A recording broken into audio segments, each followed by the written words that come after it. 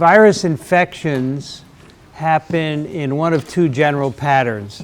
They can be acute or they can be persistent. And we're going to talk about each of these separately to understand what's going on in each one and give you some examples of each one as well. So today we're going to start with acute infections. And this graph, or this set of graphs, illustrates what is happening in the two different types of infection, the acute and persistent infections. So these are graphs where we're looking on the x-axis at time after infection, and the y-axis is virus production. The virus production is the blue line, and the red is disease. Okay?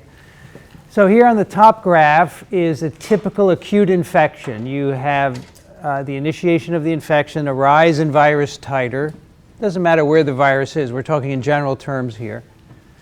And then at some point we have a bout of disease. The infection is cleared or the host dies. That can also be an outcome. And then the infection's over. So it happens in a defined amount of time. The virus comes and goes, and that's it, and it's no longer present. That's the definition of an acute infection. And typical acute infections are influenza virus, rotaviruses, and rhinoviruses, some of which we'll talk about today. The other parts of the graph illustrate persistent infections, and we'll go back to this on Monday. But these are infections that are never cleared. You get infected, and then the virus stays with you for a long time. It can be produced continuously. It can be produced intermittently, as shown in the last two. But essentially, that virus is with you until you die. That's the definition of a persistent infection. And there are a couple of different names here: smoldering, latent, slow. None of those really matter. The key is persistence. The virus stays with you forever. An acute infection, it's cleared after a certain amount of time. All right, so here's a little more detailed look at an acute infection. Again, we're looking at time on the x-axis, and we are looking at virus growth on the y-axis. So on the left, at the very origin, the virus enters the host. After a period of time, it may begin to replicate. And then, of course, at that point, you have intrinsic and innate defenses that are engaged. The virus titer rises. And at some point, we say the infection is established. It's going forward. It's not going to be halted at any point. And eventually, of course, the adaptive response kicks in because we've overcome the innate responses, and the communication between the innate and adaptive responses results in adaptive responses, cellular immunity, and antibodies being produced. And we then enter the phase where the adaptive response is effective. The virus infections begin to be cleared. And then, of course, we have memory established that will help us next time respond more quickly when we get infected. But again, the key here, not the length of the X, but the fact that the infection is eventually cleared. That's the definition of an acute infection. Whenever you get a cold or influenza or gastroenteritis, eventually it's over, even though it seems like it lasts forever. Eventually the infection does end. All right. An important concept in both acute and persistent infections, because actually persistent infections begin with an acute infection that is never cleared. An important part of both is the incubation period. And this is defined as the period before the symptoms of the disease appears. All right? So the characteristic symptoms like the rash of measles or the paralysis of polio or diarrhea and vomiting for gastroenteritis viruses. All right? Before those appear, this is the incubation period. During this time, the virus has entered you, the genomes are replicating, the host is responding, and this is an innate response, an early innate response. So you're making cytokines, and remember, these have global effects. No matter where the initial infection is, the cytokines diffuse everywhere. They have global effects. They cause what we called flu-like symptoms, right? Fever, malaise, aches, pains, nausea. These are common to most virus infections, as we said before, because most infections induce interferon, which is what causes these symptoms. And during this period, depending on the virus, sometimes you're infectious or contagious during the incubation period. and other times you are not. And this became a big deal in the Ebola outbreak, and we'll revisit this when we talk about Ebola. The CDC said people returning from West Africa who have worked with Ebola victims do not have to be quarantined, but they should check their temperature every day, and if they have a temperature, they should be going to the hospital and be tested for Ebola. And we had an emergency room physician here in New York who came back, and he went bowling, and the next day he had a fever and was diagnosed with Ebola. And everyone went nuts over this. Oh, he was walking around, he took the subway, the bowling alley. So the governors of New Jersey and New York decided to override the CDC. Did you know they were MDs, both Christie and Cuomo? And they said, we're going to quarantine everyone who comes back from West Africa. We're going to put them in a room for 3 weeks. Absolutely ridiculous, totally ridiculous. And I'm going to tell you in our Ebola lecture why it's ridiculous. But basically during Ebola, you're not shedding enough virus to transmit. For other viruses you can transmit, but not for Ebola. But this is another example of when people ignore the science and they make political decisions that ignore the science. We're always stuck with this. So here's a table of the incubation period for a number of viral infections. And again, this is before the time you get the classical symptoms of the disease. You're going to get a little fever and aches and pains during this incubation period, but they're not going to look like the real disease. That period, by the way, when you have these flu-like symptoms, before you have a full-blown disease, is called the prodrome. All right?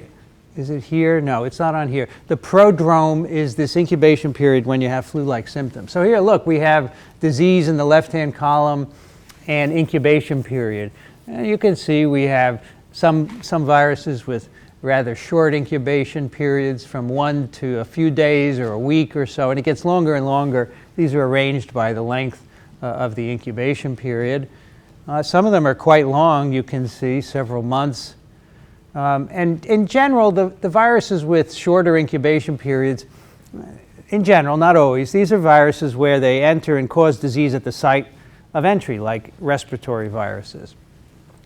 A nice example of one with a longer incubation period is measles, where this enters your respiratory tract but goes elsewhere to cause the rash, so it takes longer to do that. So these viruses with longer periods, they have to spread somewhere else before they cause symptoms.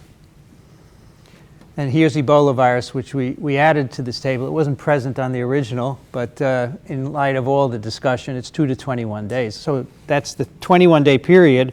If you come back from working in West Africa and you are healthy for 21 days, you can go about your life. You're not going to get Ebola from that experience anyway. Now, there's one virus on here that is not right, and we're fixing this in the next edition of the book. Here it says that AIDS has a 1 to 10 year incubation period. Now, AIDS is acquired immune deficiency. It's the immunosuppression that occurs a long time after the initial HIV-1 infection. So technically, the incubation period for AIDS is a long time. It can be from 1 to 10 years, but the actual infection has a very brief incubation period followed by about a 2-week period of disease. So depending on what you put here, if you put the disease versus the virus, you can have a different outcome. Now, a big problem with viruses that cause both acute and persistent infections is inapparent infections. Infections where we don't see any symptoms. And we know that these viruses are infecting us. By the way, how would you know that you have an inapparent infection? Antibodies. So you do serological surveys of a population and you find antibodies to a particular virus in people who have never had symptoms of the infection. So we know for a lot of viruses this happens, and essentially you make enough virus and you transmit it to others and the virus spreads in the population, but you don't see sickness. And how do we know? You just told me you make antibodies. This is a characteristic of well-adapted pathogens. They've evolved to replicate in their hosts and transmit very effectively without the necessity of causing disease. Now, sometimes disease is needed for transmission. So, for example, the induction of a cough is needed for transmission of respiratory viruses. So it's hard for respiratory pathogens to be transmitted in the absence of that. But polio is a good example. Over 90% of polio infections are inapparent. So this is the word we use for a virus infection with no symptoms. The virus is replicating, it's spreading throughout you, but there are no symptoms. We call that an inapparent infection. Over 90% of polio infections are inapparent. We're going to talk about this today. And it's those individuals that spread the infection, not the ones who are paralyzed. They're usually not going anywhere, and so it's very difficult for them to spread infection. So acute infections are a big public health issue. They occur among millions of people every year. When before polio was largely eliminated by immunization, there were huge outbreaks of poliomyelitis every year. Influenza continues to cause many infections every year. And before immunization, measles did, although there are many countries in which there is still quite a bit of measles.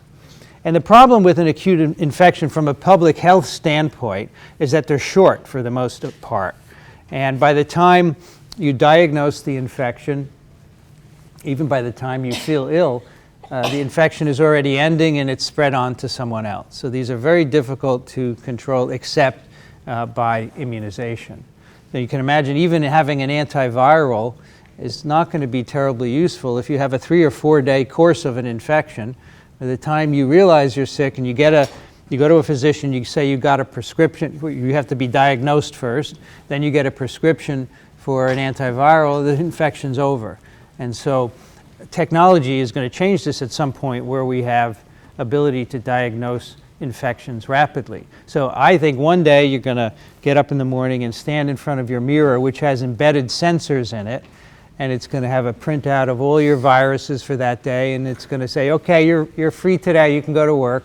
If not, it will transmit the data to a physician who will then file a prescription. You'll stop on the way to work, pick up your prescription, and stop your infection before it starts. I really think that we're going to have non-invasive diagnostics one day like that. And then we can treat acute infections, and then the pharmaceutical companies will develop antivirals for these short-lived infections. Before then, they're not, because you can't use them quickly enough. The first question is, which of the following do acute infections and incubation periods have in common? The virus is not replicating, no symptoms are visible, a rise in antibodies is detected, the immune system does not respond, all of the above. So 78% of you said C, and that's what I'm looking for. An inapparent infection, of course, has antibodies. That's how we detect them. And during the incubation period, this sets the stage for the production of antibodies. Eventually, the result of that incubation period will be antibody production. Some of you said no symptoms are visible. But again, the flu-like symptoms, so maybe that part should be a little more explicit, because certainly the symptoms of the infection, the measles or the polio, are not visible, but there are flu-like symptoms. The immune system is responding, and so it's not all of the above. So let's now talk about a number of specific acute infections. We're going to talk about these. These are different viruses with different structures and replication strategies, and they're transmitted in different ways. We approach them as a disease in different ways. And this will illustrate the concept of acute infections and also give you some information on some of our more important viruses. Certainly not all of them, but some of the ones that cause a lot of infection. So the first one we'll talk about is influenza virus.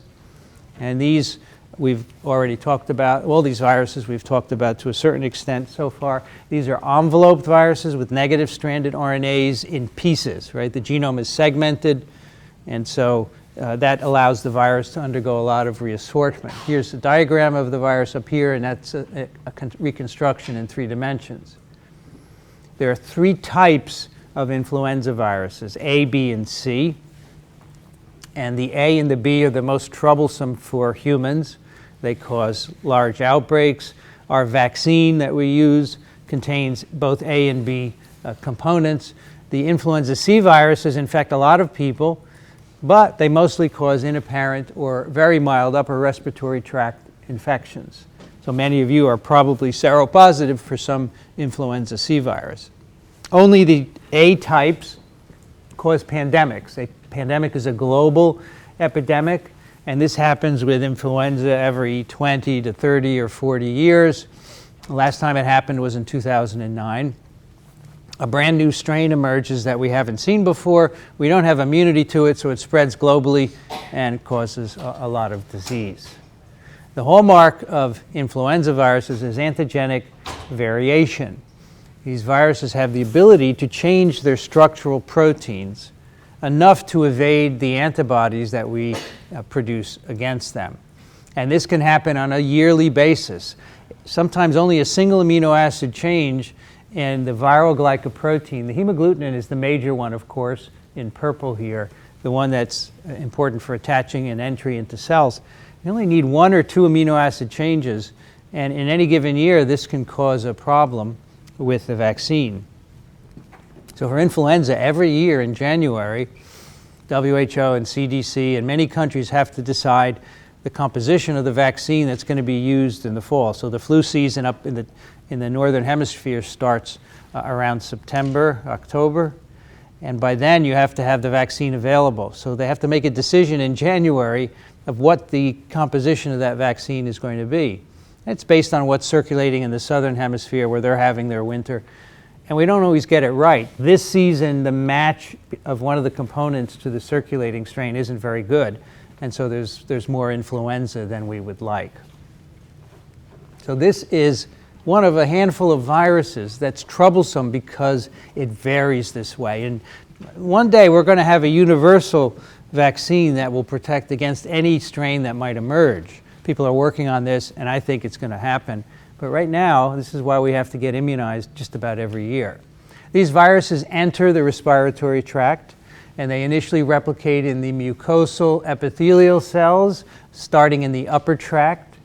Now, a mild influenza can be limited to the upper tract and cause rhinitis or pharyngitis or laryngitis, but more typically the virus proceeds down into the lower tract, into the trachea and the bronchi.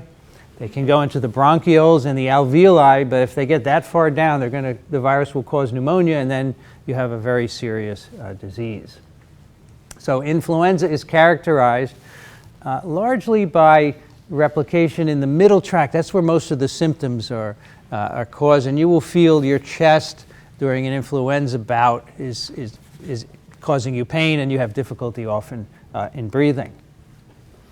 It's transmitted, as you might expect for a respiratory infection, by droplets produced by coughing, sneezing, and talking. You remember a few weeks ago we talked about how these droplets, depending on their size, can travel long, intermediate, or short distances. When we speak or cough or sneeze, we make droplets of many sizes, and if we're infected, they contain virus particles. And so influenza is one that can be transmitted rather long distances, from 5 to over 160 feet, by these small aerosols. But of course, if you sneeze in someone's face, you can also transmit influenza as well, because those larger droplets are going to splash on the mucosa and initiate infection. You can also transmit infection by contacting someone. You could have your hands contaminated, because we're always touching our mucous membranes, and touch someone else. You can contaminate surfaces. You could contaminate a doorknob or a table, and if someone touches it within a few hours or so, they can pick up the virus. Interesting study was done a number of years ago. This was actually done in Switzerland. They wanted to know how long the virus would last on banknotes. Right? Switzerland's the right place to do that because they have a lot of banknotes. So they brought some of these in the lab and pipetted virus onto them. And if you put the virus alone, it dies within a day. But if you mix it with mucus, it can last up to 2 weeks on a dollar bill or a Swiss banknote, whatever it is. And so just remember, we're getting away from coins and dollars. That's good, because they're a good way to transmit infection. It's kind of unsuspecting, right? You're always handling them and so forth. The receptors for influenza viruses are sialic acids. The hemagglutinin binds to sialic acid, which is a terminal sugar on a glycoprotein. And the sialic acid can be linked to the second sugar by one of two chemical linkages, an alpha 2.3 or an alpha 2.6. We talked about this some time ago. And the different kinds of influenza viruses bind different sialic acids with different linkages. So the human strains typically bind alpha 2.6 linked sialic acids. And this is a diagram of where these sialic acids are in our respiratory tract. So you can see alpha 2.6 is throughout, from the upper tract through the trachea and down into the bronchi and the bronchioles. Alveoli, interestingly, mostly alpha 2.3 linked sialic acids. So nevertheless, the virus can get down there and replicate. So there must be some alpha 2.6 as well. The avian influenza virus strains largely bind alpha 2.3 linked sialic acids. And the H5N1, which is particularly virulent, is a concern. These infections are usually acquired by people who are handling poultry. The poultry is infected. And in many countries where individuals raise chickens, for example, they sleep in the same room, or the children play with the animals. And so they inhale these viruses very deeply, and they get into the lower parts of the respiratory tract, because you can see the nasal, paranasal sinuses, pharynx, larynx. There's no alpha 2.3 there. It only starts in the trachea and the alveoli and the bronchi and so forth. So you have to inhale the virus quite down. So normally the infection starts in the upper tract and it spreads. So for these viruses, that's probably why the infections are quite rare. However, there are some alpha 2.3 linked sialic acids on the cornea, the conjunctiva, the membranes covering the eye, and the nasolacrimal duct. And there have been some incidents where poultry farmers get infections in the eye with these avian influenza viruses, and then they can drain, of course, into the nasal cavities, the sinuses, and so forth, and get into the respiratory tract. So despite not having receptors in the upper tract, we could still be infected through the eye. Uncomplicated influenza has an incubation period of 1 to 5 days. Of course, that depends on a lot of things, how good your immune system is, how much virus you acquire, because you can imagine that can vary depending on if a person is earlier in mid or late in illness, when they're making a little, a lot, or less virus and so forth, your immune response. So very young and very old people without great immune systems tend to get serious infections.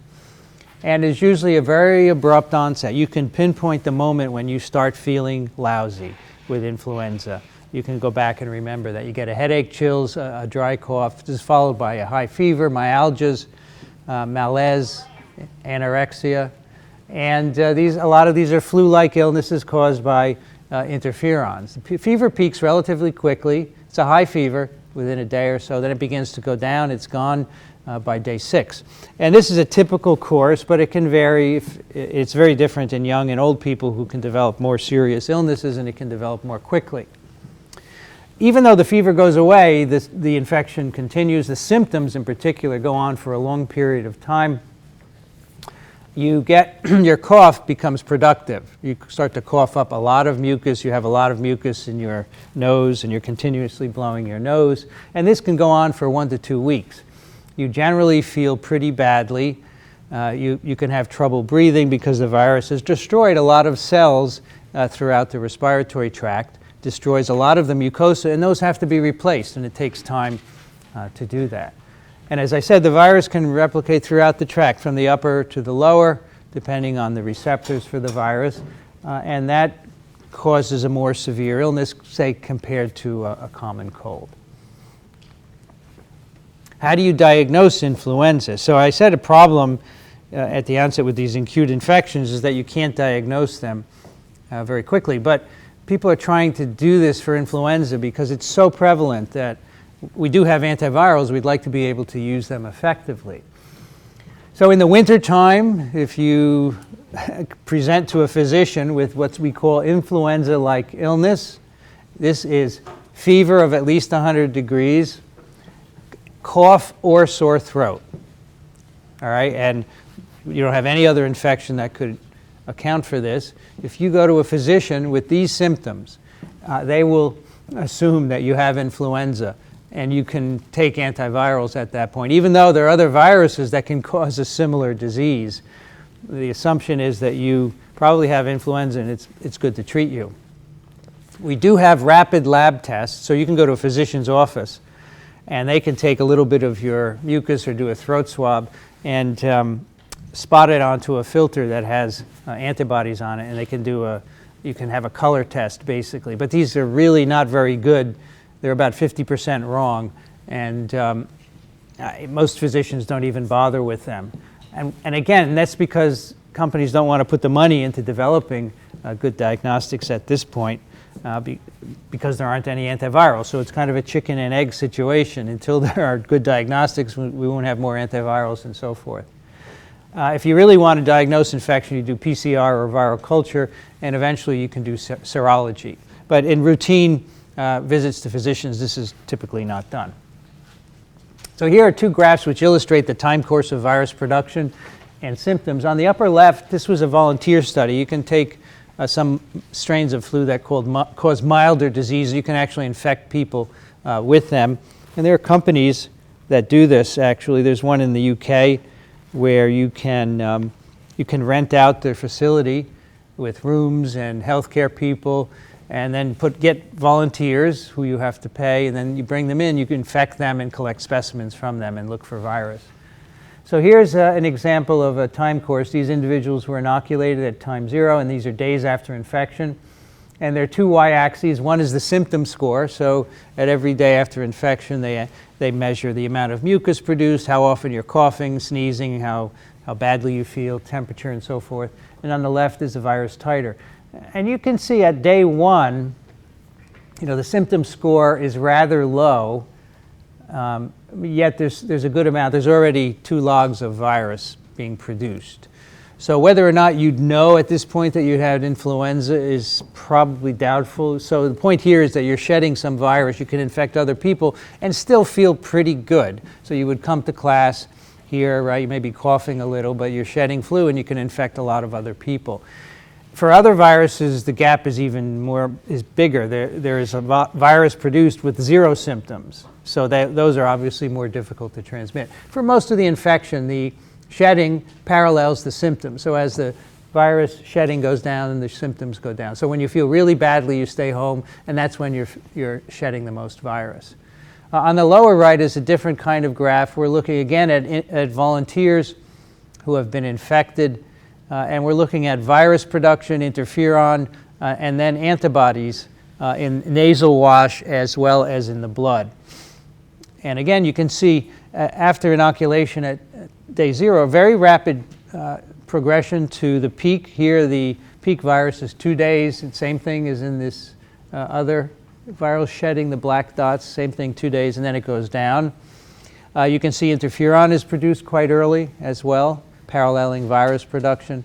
And the antibody production is lagging. So when you start to have substantial antibodies, either in the nasal wash or in the blood, in this area, 8 days or so, the virus has already gone down. And so this is probably a combination of innate responses and perhaps some cellular responses and K cells and so forth.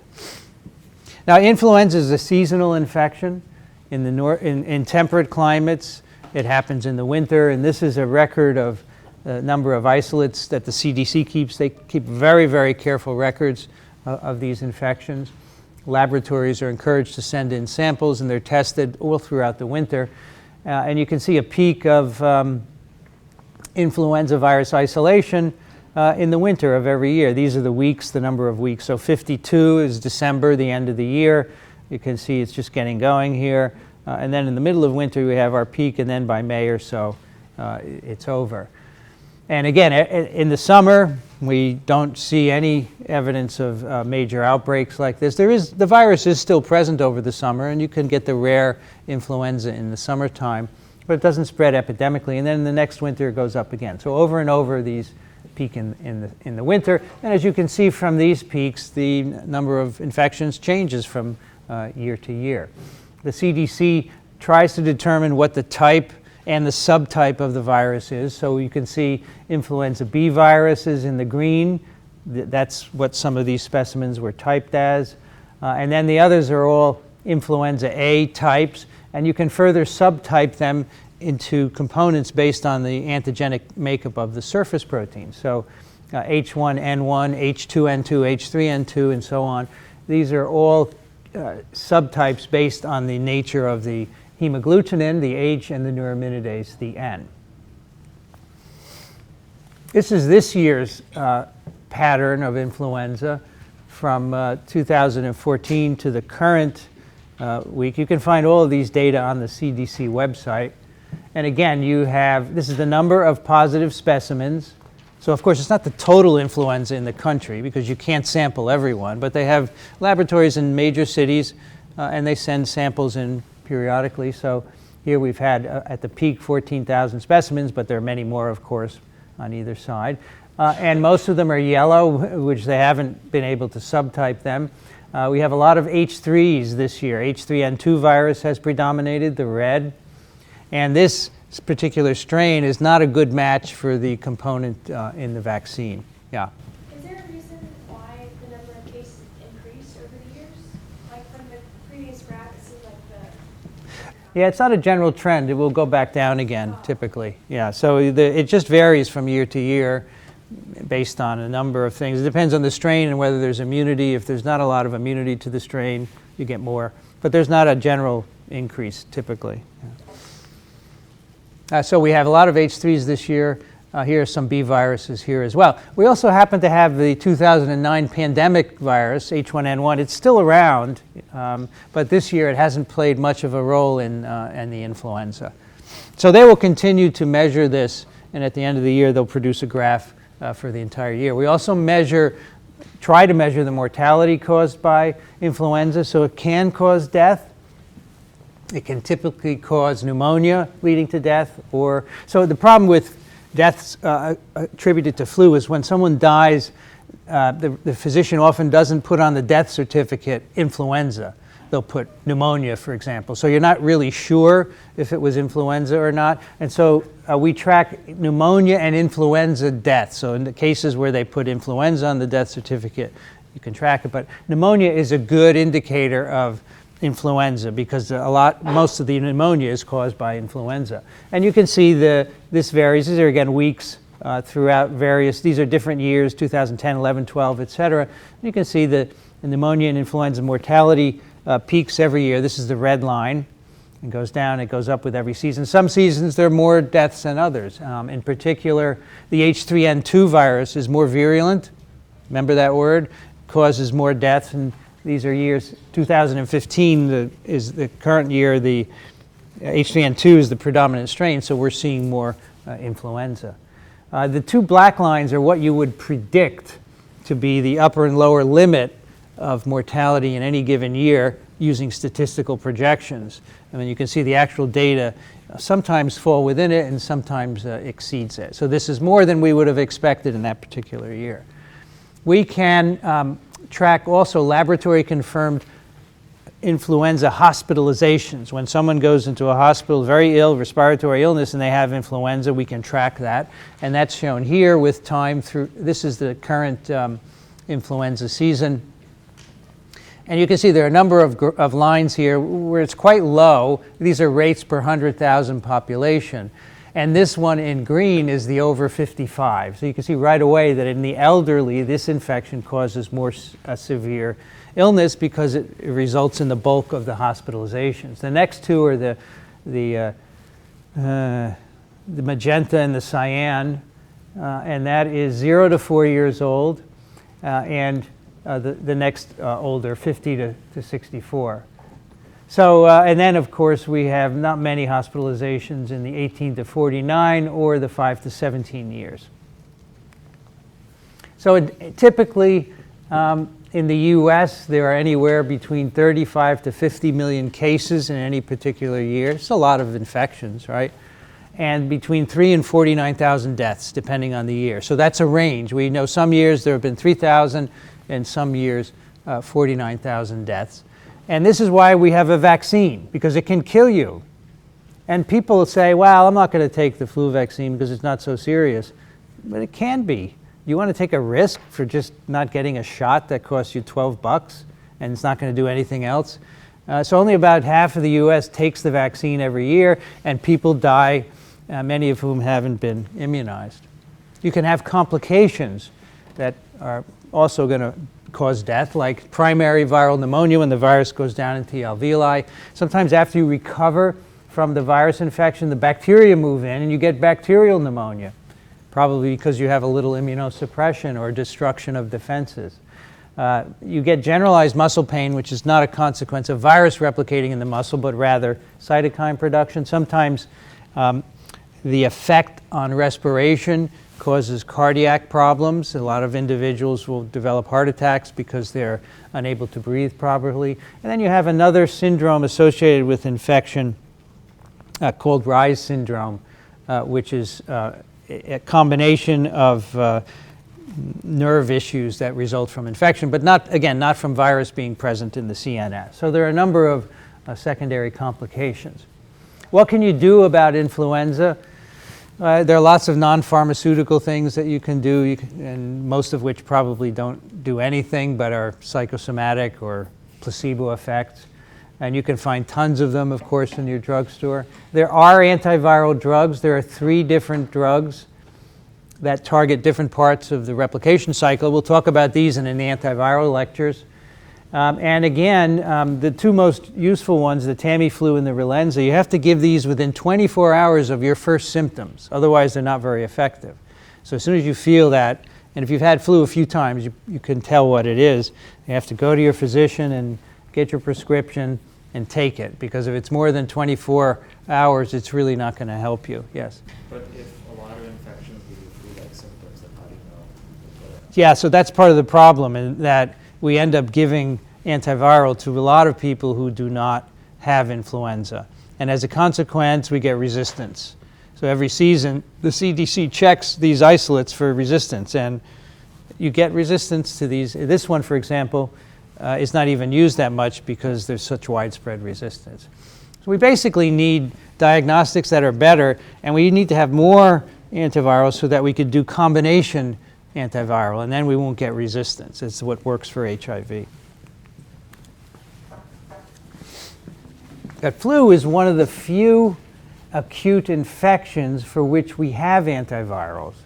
And why is that? Because it's serious. It affects a lot of people and it can cause a lot of deaths. Which of the following is characteristic of uncomplicated influenza? Transmission via respiratory droplets, incubation period 1 to 5 days, fever peaking within 24 hours, coughing and weakness lasting for 2 weeks, all of the above. Right, good. I think you should be able to recognize the symptoms, the development of these different infections that I'm going to be talking about today, including this one and the ones that we discuss subsequently. All right, the next one is polio. This is a different virus transmitted differently. It's a naked icosahedral particle with a plus-stranded RNA genome inside, which we've talked about in terms of its structure. This virus is transmitted by fecal-oral contamination. So you acquire it by eating it in food or by contaminated hands and so forth from another person. You ingest the virus, it goes into your intestinal tract and replicates in the mucosal epithelium. It then spreads into the blood, establishes a viremia, and in most people, over 90% of the people, there are no symptoms, and in 99% of the people, there's no paralysis. Perhaps there's some flu-like symptoms or some neck stiffness or headaches, but in most people, the infection ends right there. You shed the virus in the gut, in the feces, and this, of course, transmits it very well to other people. So I consider polio one of the best adapted viruses to people because it transmits really well without causing any gastroenteritis. There's no gut symptoms at all. And in most people, it's an inapparent or very mild infection. In 1% of people, the virus gets into the central nervous system. From the blood, it gets into the muscle, where it gets into the nerve ending and travels by axonal transport to the spinal cord. It kills the neuron, and enough neurons get killed and you get paralysis. This is an accident. This is by no means what the virus needs to do to spread to another person, right? Once this virus gets into the CNS, that's it. It's not going to go to another person. So if every infection did that, it would be difficult to spread. So I view this as an accident, and I'm not sure why it happens in certain people. We'll actually revisit this issue when we talk about vaccines. But anyway, consider this. It doesn't cause any symptoms, transmits really effectively by fecal-oral contamination. Keep that in mind because we're going to talk about a virus, another virus in a few moments, that is also transmitted very effectively but does it very differently. When the virus gets into the central nervous system, it replicates specifically in neurons. So here's a section of a mouse spinal cord. This is our transgenic mouse model for polio. Put poliovirus in, they get paralyzed, and these green dots are showing you where the virus RNA is. And these are all neurons because you can tell by the size and their shape. And eventually you get enough of these neurons destroyed, innervating a particular muscle, and that muscle will get paralyzed. So this is the chronology of infection. This is actually from a 1950-some textbook of medicine. It's one of these old figures drawn by hand with an ink pen, and it tracks a number of symptoms or parameters, signs and symptoms. You know the difference between a sign and a symptom, by the way? So people have symptoms of infection and signs of infection. So does a mouse have symptoms? So I'll tell you, a mouse does not have symptoms because it cannot tell you what's wrong with it. So a symptom is something expressed by the patient. A sign is what you can observe, right? And I actually learned that not too long ago, so I'm passing it on to you. A symptom is what the patient can tell you. A sign of infection is what you can measure, fever, weight loss, etc. So this is a mix of symptoms and signs. Here's exposure to the virus at day 0 and then days afterwards. So there's an incubation period of about 7 days, and then you have some clinical signs or symptoms, headache, sore throat, nausea. You have a peak of fever here. And then after that, 90% of the people, 99% of the patients get well. And in this time, they've got virus in the feces. They have virus in their throat secretions. They have a brief period of virus in the blood. They're making antibody after they've recovered, and that's it. In a few people, 1%, the infection continues. You have a higher spike of fever later, after about 10 days more. This is accompanied by headache, nausea, and sometimes paralysis. And in that case, the virus has invaded the CNS. This bottom panel is virus in the central nervous system.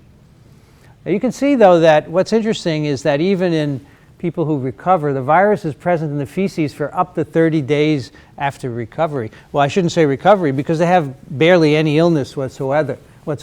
So those are the people who are spreading infection.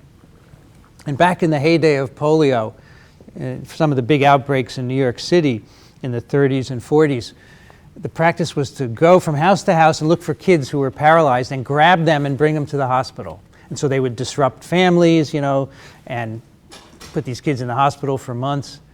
But 99% of the infections were still walking around. And they were the ones who were spreading infection. So this quarantine had zero effect on stemming any epidemic. And at some point we learned this, and the mayor of New York listened to the scientists and doctors who figured this out, and they stopped quarantining people. It's a really interesting example of how inapparent or mild infections are the ones that are responsible for transmission. Humans are the only known reservoir of infection. This is in contrast to flu, where many, many different kinds of animals can get influenza and can give us their viruses. But for polio, humans are the only known reservoir, and that's one reason why this is eradicable. As I said, it's spread by fecal-oral transmission. It has also a peak. I showed you a slide a couple of weeks ago of the seasonality of polio in temperate climates. It's a warm month disease. When kids are outside playing and swimming, this is when it's transmitted, and we think that kind of interaction encourages transmission. There is an interesting late complication. Now, if you get the paralytic disease of polio, you can recover your limb function with physical therapy. But in many people who have had polio, 25 to 40% of them, 30 to 40 years later, they start losing their muscle function again. They get paralyzed and are often confined to wheelchairs. This is called post-polio syndrome. And for years, we wondered if this was virus that had stayed around for years and suddenly started replicating. And of course, that would be a surprise because this is an acute infection. It doesn't stick around forever. It turns out it's not an infectious process. As we age, we lose neurons, and we have enough to keep us going. But if you've had polio, you've already lost many thousands.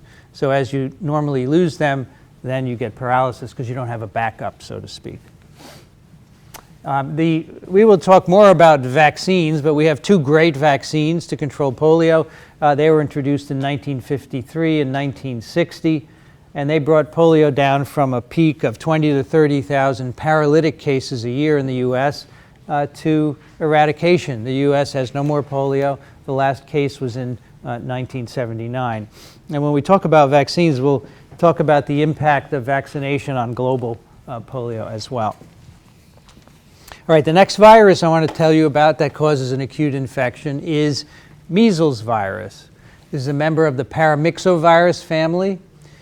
These are enveloped viruses with a negative strand RNA genome in a single piece of RNA.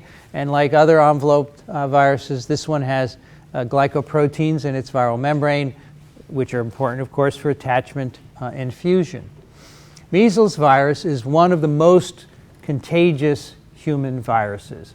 We measure contagiousness by this number R0, and that is the number of people who can be infected by a single infected person. Okay, so many viruses have R0s of 2 or 3. They're not terribly contagious. So if I'm infected, I can infect 2 or 3 persons. This is an average, of course. It's not always an absolute number. But for measles, it's 15. So that's a lot of people.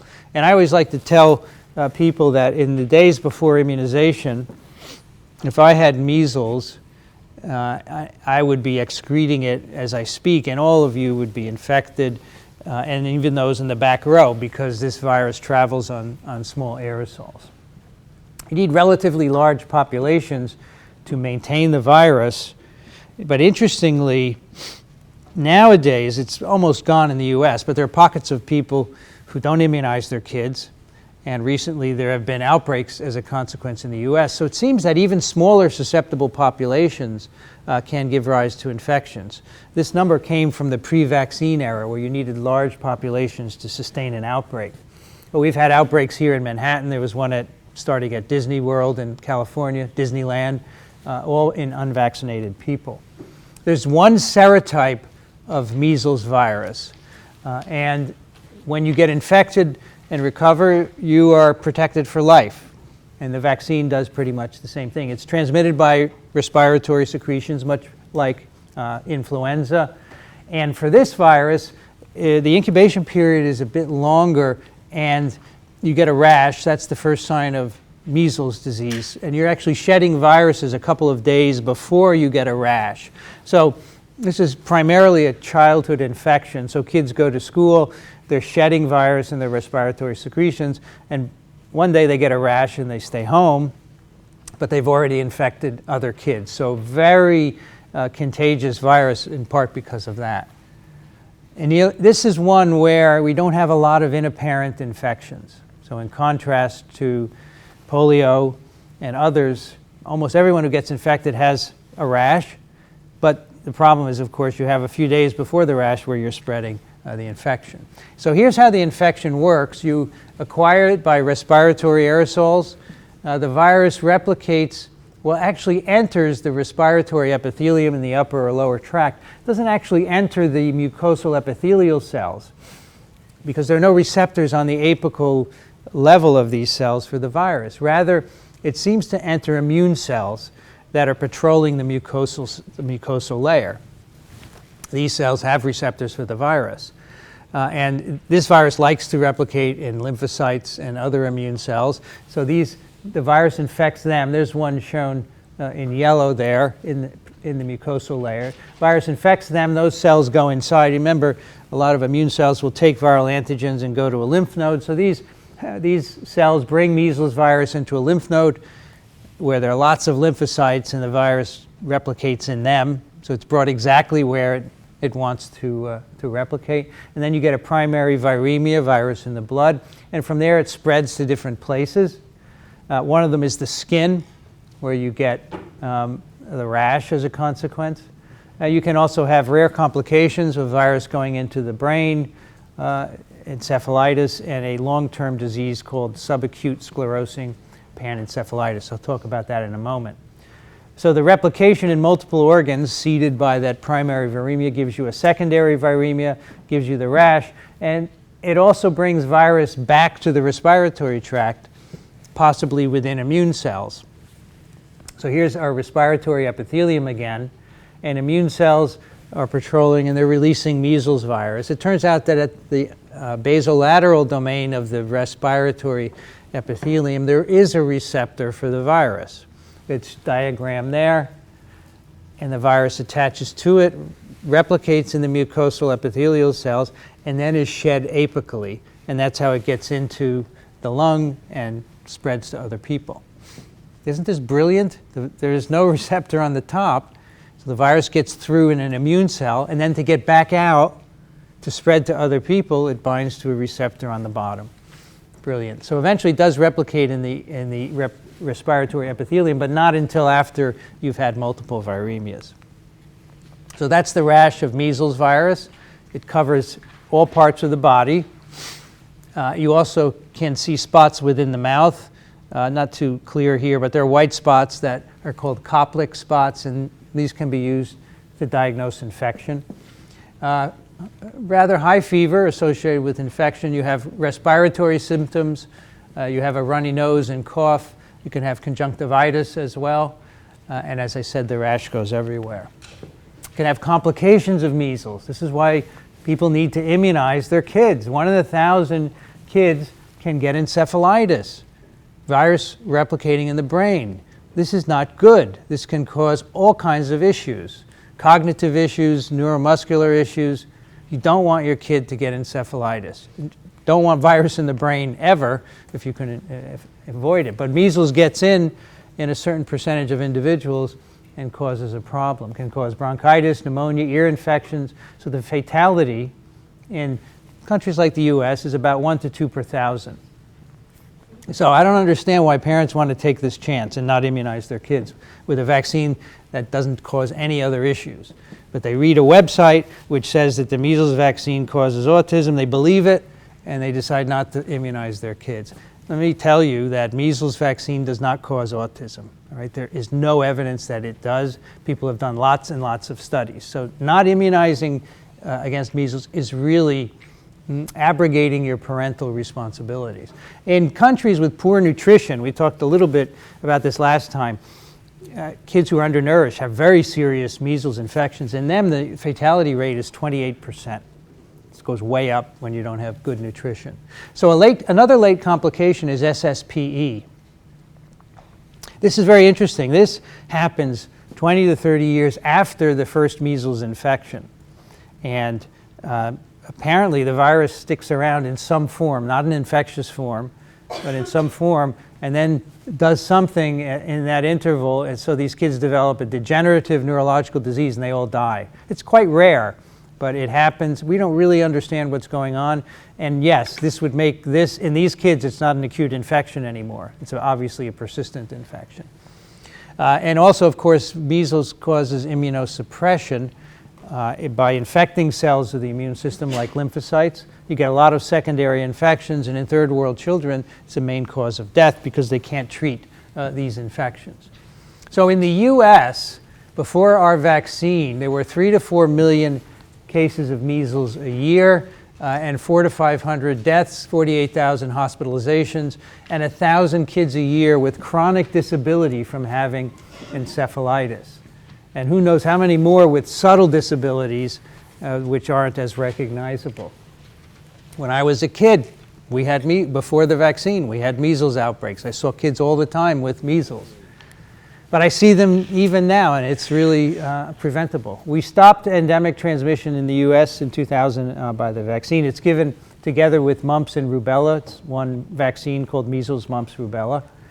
Unfortunately, in 1998, a very bad gastroenterologist in the UK published a paper saying that the vaccine caused autism.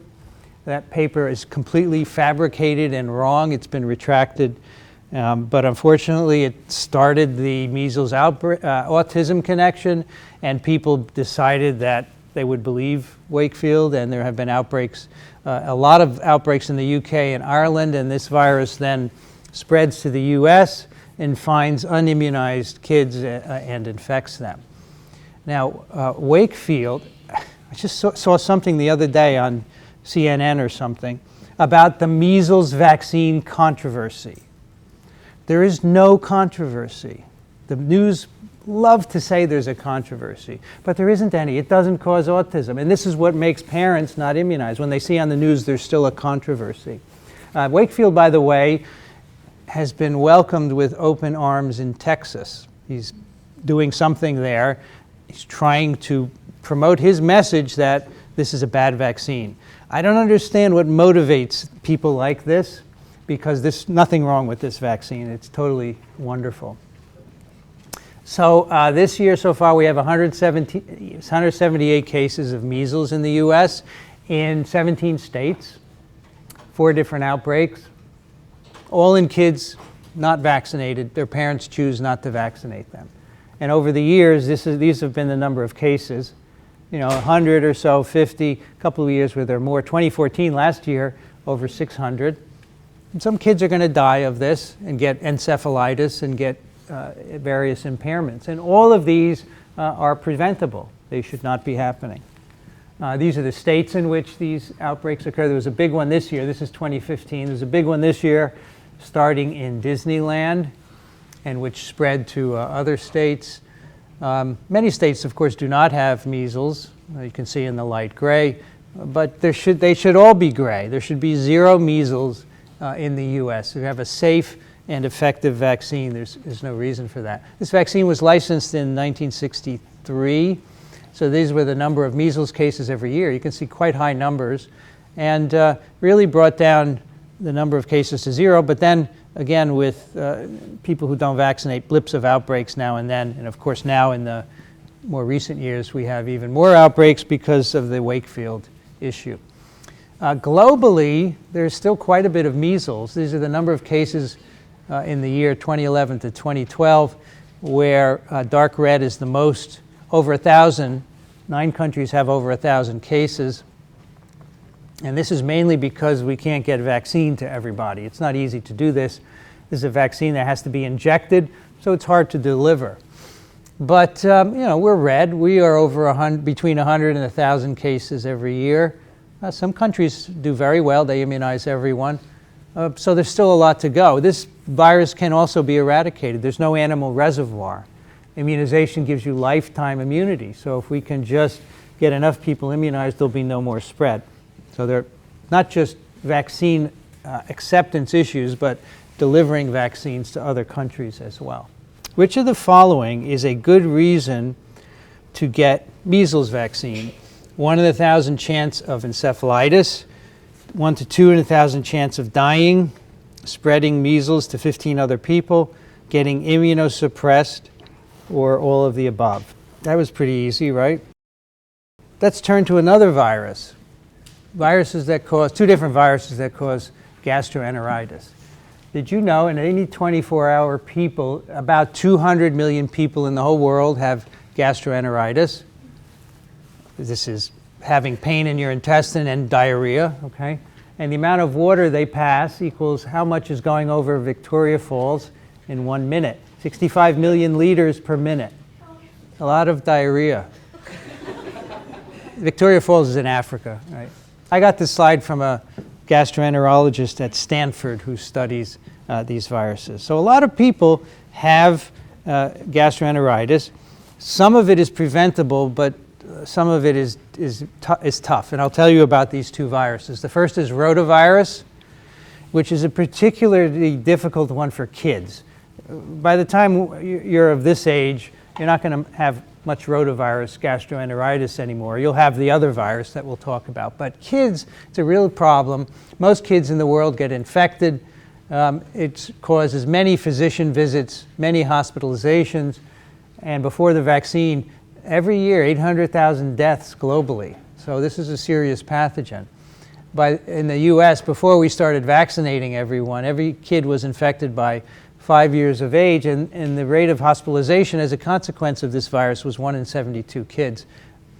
In the developing world, the reason why there's so many deaths is as a consequence of dehydration. This virus is actually responsible for 5% of all mortality in kids less than 5 years old.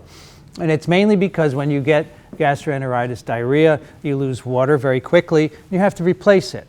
And sometimes it has to be done by intravenous, or it can be done by feeding. It depends whether you're vomiting or not, obviously. But in many countries, they just can't do this. In fact, in the US, when we had a lot of rotavirus, mothers would bring their babies to emergency rooms already dehydrated from diarrhea, and it's too late to save them. So this is a real problem, and if we could get fluids to these individuals, it could help, but we also have a vaccine that would be useful as well. So this is a map of the global deaths caused by rotavirus. You can see some of the countries that have 10 to 1,000 deaths per 100,000 population, and others fewer. And there are many countries that have no deaths.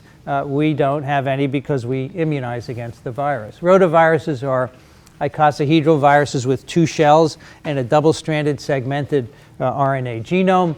The virus is transmitted by fecal-oral contamination. You make a lot of virus particles in the feces, but you only need 10 to 100 virus particles to infect another person. It's quite infectious. As I said, infants are at risk for dehydration.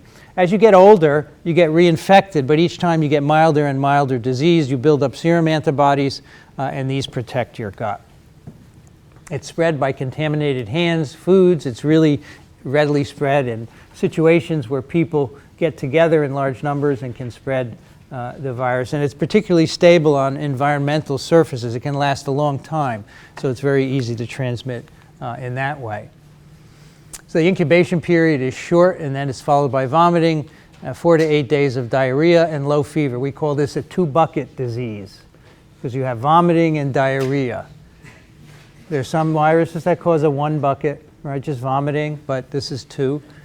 And usually you can recover unless you don't get fluids. And the infants, again, are the ones that are problematic. Asymptomatic infections are a big problem with this virus because many people are infected and shedding lots of virus, and they're preparing food and doing other things that infect other people. The virus enters you by fecal contamination with contaminated material, replicates in the intestinal mucosa.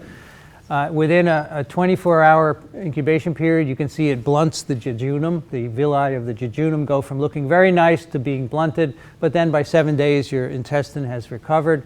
The virus replicates in the enterocytes lining the villi.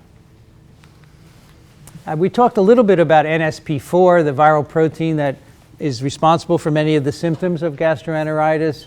It causes disruptions in chloride secretion, calcium levels, and also interacts with the enteric nervous system to cause the diarrhea and the vomiting. We have a couple of vaccines against this virus.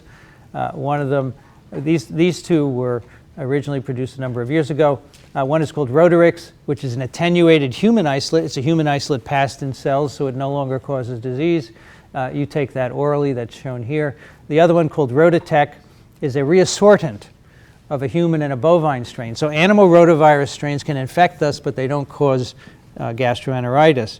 And so you can take all the genes from those viruses and then put the genes for the human virus glycoproteins on the surface of the particle and make a reassortant that will give you immunity but will not cause disease. So the other vaccine contains a number of these reassortants with different serotypes of the virus. Interestingly, these were found to be contaminated by a pig virus a number of years ago. Someone decided just to start sequencing viral vaccines of various sorts and found a pig circovirus. It doesn't cause any disease in people. It turns out it comes from the trypsin that you use to split the cells when you grow vaccines. The trypsin is purified from pig pancreas, but this apparently doesn't cause any problems in people. So those 2 vaccines work very well, and if we could get them to everyone globally, they're just given by mouth, very easy to administer, we could really have an impact on this virus.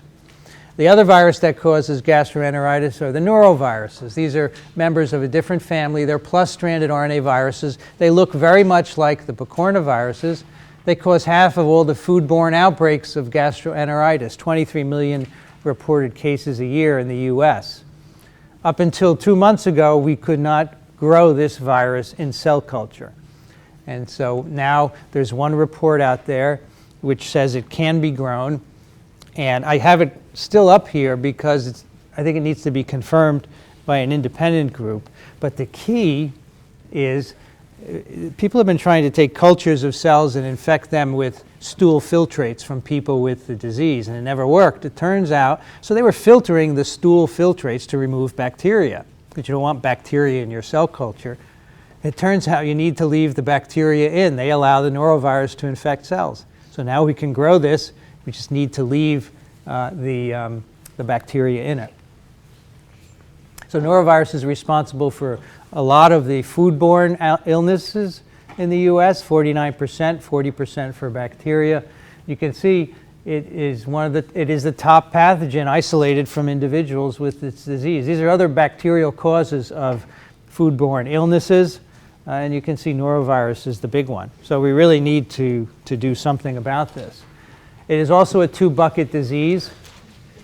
It causes vomiting and diarrhea, spread fecal-orally, goes through the stomach and is not inactivated, causes blunting of the villi, just like the rotaviruses. We don't know why this causes diarrhea. We don't have a good understanding like we do of VP4, NSP4 of the rotaviruses. And this one affects everyone. So you will get a norovirus gastroenteritis at some point if you haven't had one already. It infects year-round, seems to peak in cold weather, and again, outbreaks often occur in semi-closed environments that favor person-to-person spread. And you know, we are making more of these things. We make nursing homes, hospitals, cruise ships bigger and bigger and more, and so we get more and more of these outbreaks. Short incubation period, sudden onset of vomiting and diarrhea, 28 to 60-hour illness, unless you're immunocompromised. 30% asymptomatic infections. You can have food handlers shedding norovirus. They feel fine. They contaminate the food. That's what happens on cruise ships. And then everybody gets sick. And these are mild illnesses. People still do clinical trials with humans, as I mentioned earlier. You can infect people, volunteers, and collect specimens to study the course of the illness. So we get virus peaking a couple of days after the onset of illness, but it can persist for 56 days. So you can get better and go back to work and then spread the virus to other people on doorknobs or telephones or computer keyboards. It's transmitted by fecal-oral contamination, but also when people vomit, they make an aerosol of virus, and that can spread to other people as well. Contaminated food, water, environmental surfaces, even oysters and raspberries. So if you use dirty water to wash your raspberries, which happens. Oysters sitting out there filtering the water in the ocean, which has sewage in it from people that has norovirus in it, will concentrate in the oysters, and if you don't cook them, you'll get sick. You keep getting reinfected over and over again because apparently the secretory antibodies don't protect your gut well, and you get infected over and over. So that's got implications for a vaccine. People are trying to make a vaccine at the moment, but the fact that reinfection occurs in a normal infection is troubling. The only way you treat this at the moment is prevent dehydration. Humans may be the only reservoir, but there's some evidence that there are animal reservoirs, so it may not be eradicable. As I said, there's a vaccine in early development, and in most people, this is not a serious illness. So these are the settings where transmission largely occurs. Restaurants and catered meals, 40% of the outbreaks. Retirement centers, nursing homes, hospital and other quarters, schools, daycares, etc. Person-to-person spread is the largest means of spreading the infection.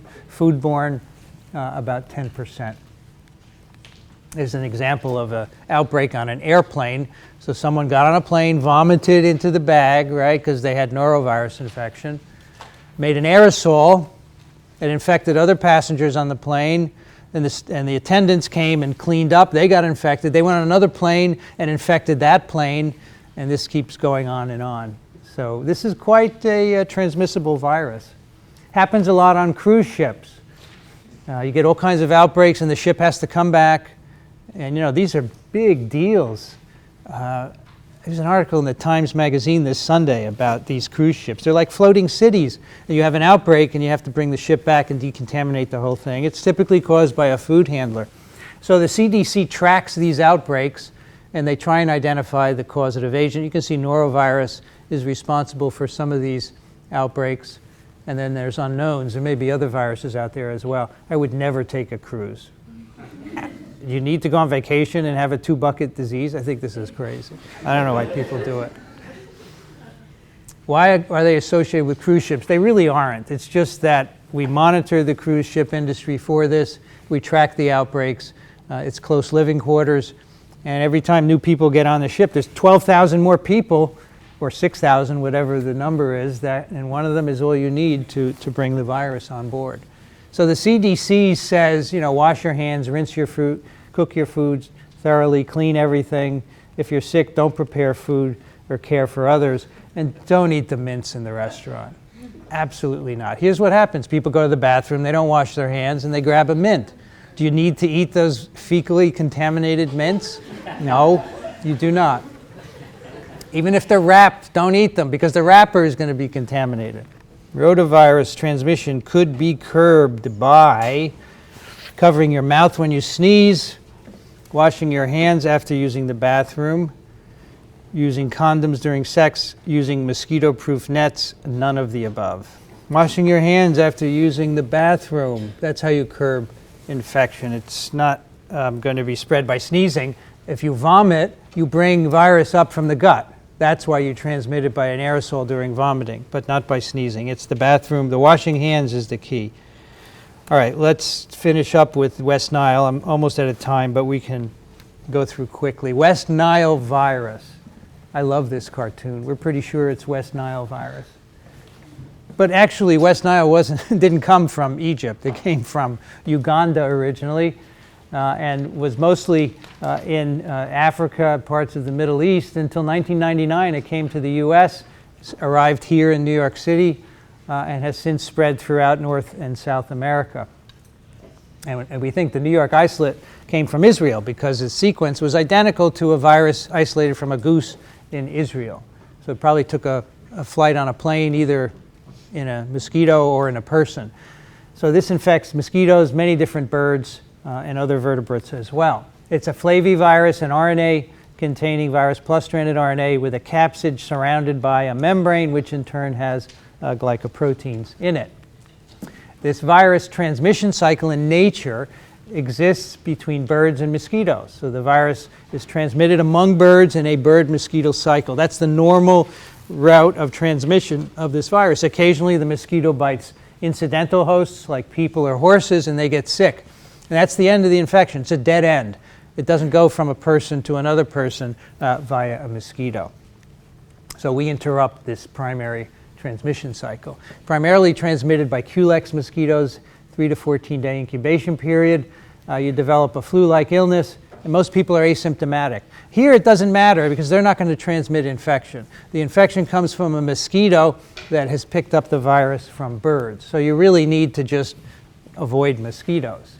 Some people develop neuroinvasive disease. They develop encephalitis with these manifestations, and half of them have long-term sequelae. So this is a serious infection. You do not want to get West Nile infection because of the possibility of encephalitis, and this is why we're working on a vaccine. You get the virus from a mosquito. It delivers it into your epidermis. It's picked up by dendritic cells in the skin called Langerhans cells. They bring it to the lymph node where the virus loves to replicate in lymphoid cells. It establishes a viremia, gets to other lymphoid cell-containing tissues like the spleen. And remember, the TLR response, TLR3-mediated sensing of the virus, results in the production of tumor necrosis factor alpha, which makes the blood-brain barrier permeable. The virus can then get in, and that's why we get encephalitis in 1 in 150 or so individuals. The incidence of West Nile in the U.S. depends on the climate. Here's 1999, the first year. You can see there's some years where there's a lot of cases, some years where there's not. It really depends on the climate. When it's very dry, we seem to get a lot of encephalitis, a lot of West Nile cases.